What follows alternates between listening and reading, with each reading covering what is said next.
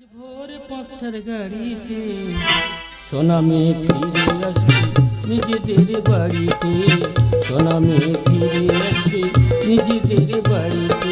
ভোর 5টার গাড়িতে সোনামে ফিরে আসবে নিজেদের বাড়িতে, সোনামে ফিরে আসবে নিজেদের বাড়িতে, সোনামে ফিরে আসবে নিজেদের। আজকের আমার বিরাট আনন্দের দিন, কারণ আগামীকাল আমার মেয়ের জন্মদিন। আমার মেয়েকে বলেছিলাম, মা তুই গ্রামে পড়াশুনো কর। মেয়ে বলে, না বাবা আমি বিদেশে পড়াশুনো কর, ডাক্তার হয়ে। আমি সমাজকে বুঝিয়ে দেবো। সে ট্রেনে উঠেছে, ট্রেনে উঠে আমাকে ফোন করেছে, বলে বাবা ভোর 5টা হলে বাড়ি ফিরবো। মেয়ের যে বাড়ি ফিরলে কত আনন্দ হবে আপনাদের আমি বোঝাতেই পারবো না। সোনামি ফিরে আসবে নিজেদের বাড়িতে, সোনামি ফিরে আসবে নিজেদের বাড়িতে, সোনামি ফিরে আসবে নিজেদের। আরে বাবা আসবে আসবে, অত চিন্তার কি আছে? আমি কি বলেছিলাম লক্ষ কুটুম্ব নিমন্ত্রণ হয়ে গেছে? হ্যাঁ। আর যদি তোমার ত্রুটি থাকে তুমি নিমন্ত্রণ করে আসতে পারো। শোনো, আমি সমস্ত বন্ধু বান্ধবকে নিমন্ত্রণ করে ফিরে এসেছি। এই শোনো, এই সময় যদি আমার ছেলেটা থাকতো কত ভালো লাগতো বলো তো। ছেলেটা অল্প বয়সে বিয়ে করেছিল বলে তুমি বাড়ি থেকে তাকে দূর দূর করে বার করে দিয়েছো। এই জন্মদিনে দুই ভাই বোনে থাকলে কত না আনন্দ করতো। আচ্ছা ছাড়ো ওসব কথা বাদ দাও। গ্রামে যদি কোনো মানুষের বলতে ইচ্ছা হয় তুই বলে আসতে পারো। আমি সমস্ত গ্রামের মানুষকে আমি বলে এসেছি। শোনো না, অনেক রাত হয়েছে, সকাল হলে আমার কত কাজ। এসো, তুমি ঘুমাবে, এসো। তোমার শুধু খায় আর ঘুমায়, আমার তো চিন্তা আছে গো। এক কাজ করো, তুমি ঘুমিয়ে পড়ো, আমি টিভি খবর দেবো। খবর থেকে যদি ঘুম পায় তবে আমি ঘুমিয়ে পড়ব।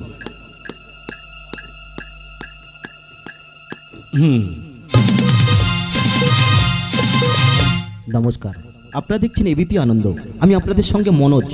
এখনকার বিশেষ বিশেষ তাজা টাটকা খবর। উড়িষ্যার বালেশ্বরে ভয়াবহ ট্রেন দুর্ঘটনা। হাওড়াগ্রামে করোনামণ্ডল এক্সপ্রেস লাইনচ্যুত হয়ে একটি মালগাড়ির উপরে উঠে গিয়েছে। অপর দিক থেকে আসা চেন্নাইগামী যশবন্ত এক্সপ্রেস তার পেছনে এসে অ্যাক্সিডেন্ট করেছে।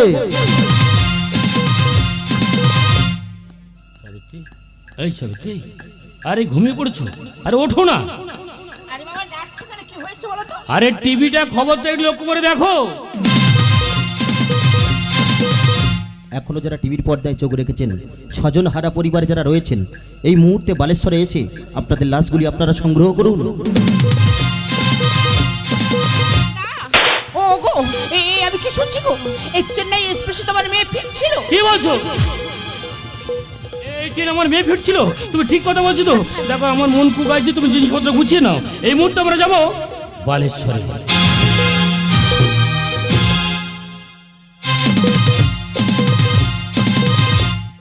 বিশেষ ঘোষণা, ট্রেন দুর্ঘটনায় যে সমস্ত মানুষ প্রাণ হারিয়েছে তাদের সমস্ত লাশের ছবি এই ফটোগ্রাফে রয়েছে। যদি কোনো স্বজনহারা পরিবার এসে থাকো, তোমাদের লাশগুলি তোমরা সংগ্রহ করে নিয়ে যাও।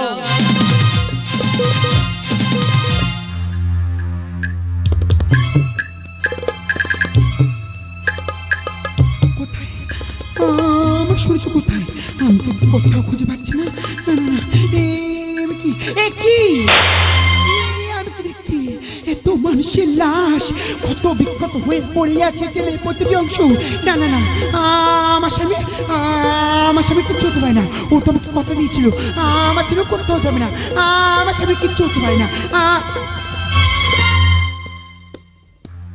ও দাদা, তুমি আমার স্বামীকে দেখেছো? তুমি কি কাউকে খুঁজছো? এই, আমার স্বামী না এই ট্রেনে কাছে যাচ্ছিল।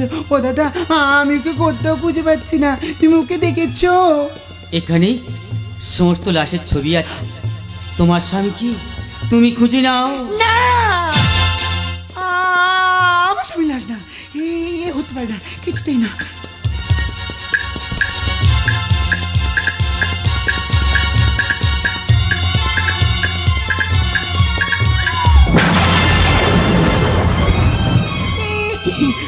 আমি ফাঁকি গেলাম। আমার স্বামীর ছবি না, আমার স্বামীর কিচ্ছু হতে পারে না। আমার স্বামীর কিচ্ছু হতে পারে না।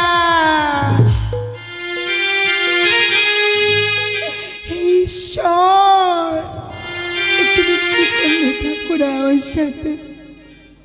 বলো না, আমি একটু কাকে নিয়ে বাঁচবো? কি আমার আছে? আমার স্বামী ছাড়া তো আমার কেউ ছিল না। তাহলে বলো না, আমার কাছ থেকে আমার স্বামীকে তুমি কেন কেড়ে নিলে? আমি স্বামীকে না নিয়ে আমি কোথাও যাব না, আমি কোথাও যাব না। সুখী যদি এসেছিলে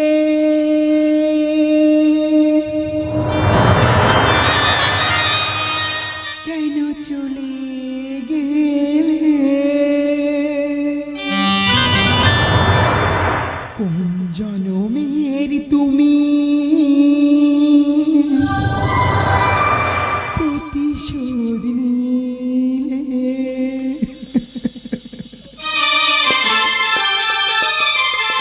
যোগে যদি এসেছিল কেন চলে গেলে, কোন জনমের তুমি প্রতিশোধ নিলে।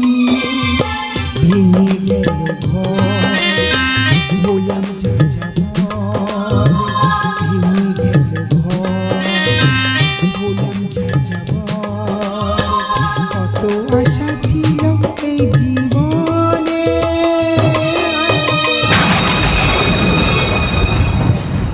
কি পেলাম তার প্রতিদানে, কি পেলাম তার প্রতিদানে।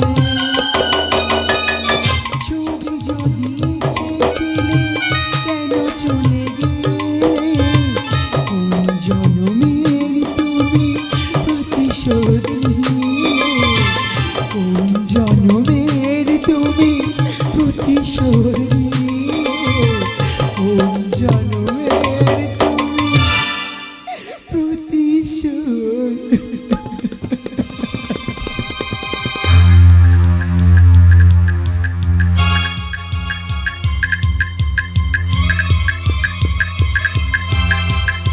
সাবিত্রী, ওদিকে লক্ষ্য করে দেখো, কেমন রেল লাইনতে রক্ত ঝরে আসছে, তুমি তাকিয়ে দেখেছো?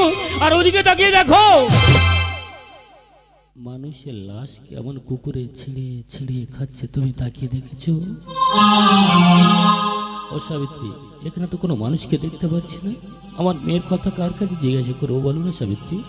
ওগো, এদিক তোমার মেয়েকে আমি খুঁজে পেলাম না, চলো না গো ওই দিকটা একটু খুঁজে আসি। ও দাদা, আমার মেয়েকে দেখেছো? তুমি কি কাউকে খুঁজছো? আমার মেয়ে ট্রেনে আমার ফোন করেছিল, সে তো বাড়ি ফিরল না, তার খুঁজে এসেছি, বলো না দেখেছো দাদা?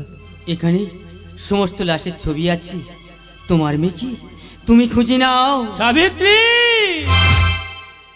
এটা আমার কোন কর্মের ফলে সাবিত্রী? আমার মেয়ের জন্মদিন আর আমার মেয়ের আমি লাশ খুঁজতে এসেছি, এ পরীক্ষা আমাকে তুমি দিতে বলো না সাবিত্রী। তুমি চাও তোমার মেয়েকে তুমি খুঁজে আলো। তুমি ঠিকই বলেছ, আমি আমার মেয়েকে ঠিক খুঁজে দিতে পারবো, কারণ আমি ওর মা। আমি ওকে 10 মাস 10 দিন গর্ভে ধারণ করেছি, আমি ওকে ঠিক খুঁজে দিতে পারবো গো, আমি ওকে ঠিক খুঁজে দিতে পারবো।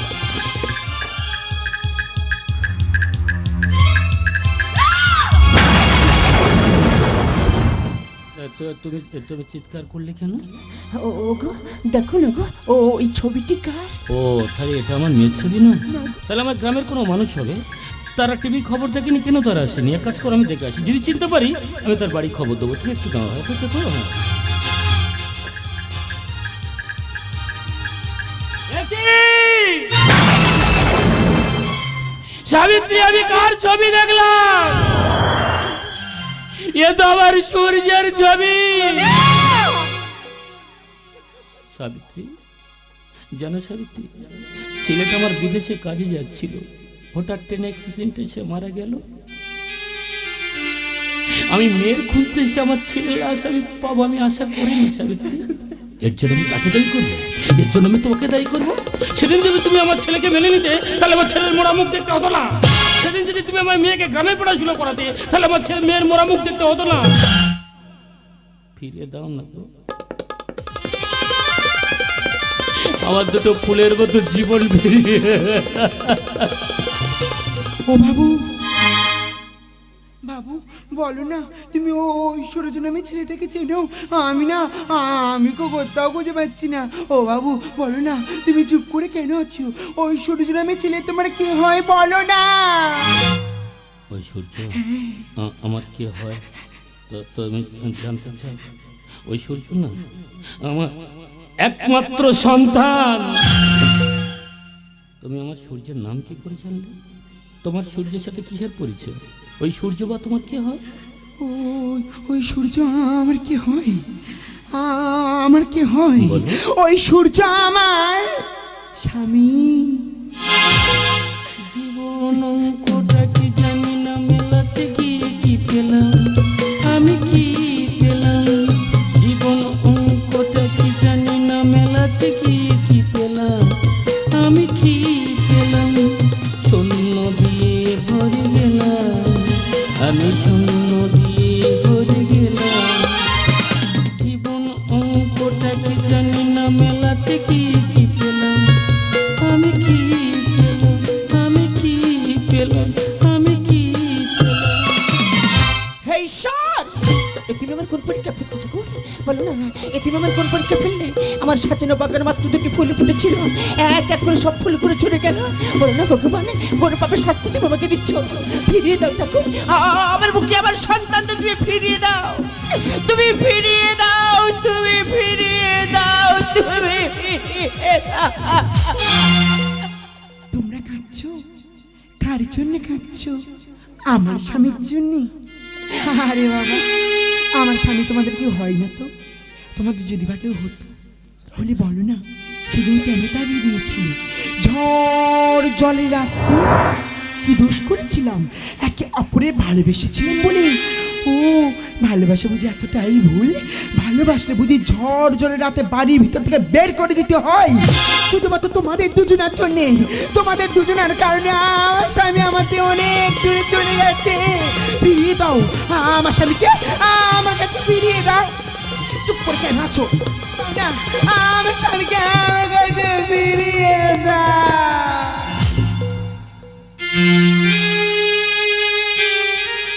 কেউ নেই গো, আমার স্বামী ছাড়া যাওয়ার কেউ নেই। আমি তোমাদের কাছে আঁচল পেতে ভিক্ষে চাইছি গো,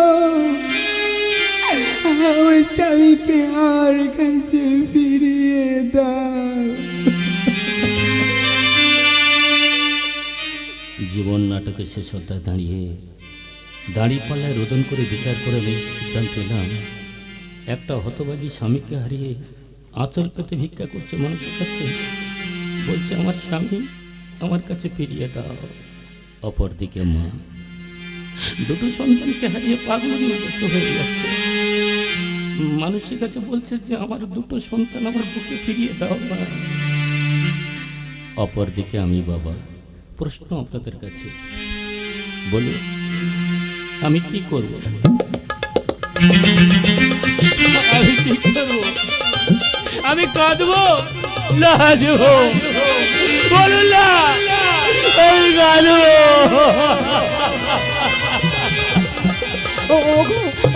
তুমি অমন করছো কেন? তোমার কি হয়েছে বলো না? কেন তুমি কি পাগল হয়ে গেছো?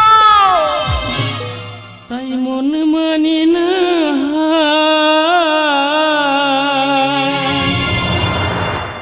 বুকটা ফেটে যায়। ছিল দুটি ফুল,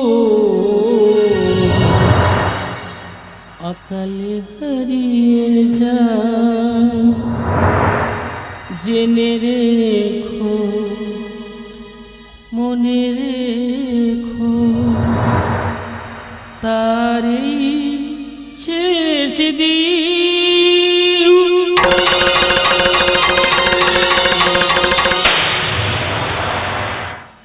উড়ে গেল খাঁচার পাখি কোন গগনে, তারি হঠাৎ বুকে বিঁধল যেদি স্বপ্ন দেখা হলো পাখি।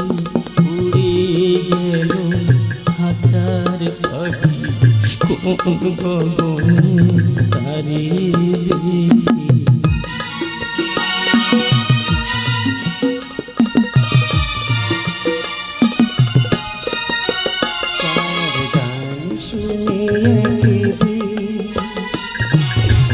পড়ালে তুমি মালা আমাদের কাছে হতে, তার বিদায় নেব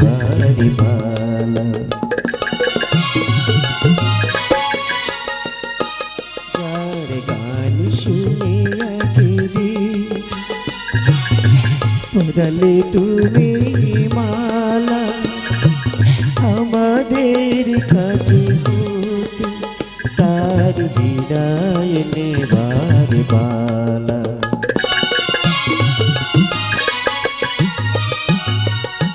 কত তারা লোকে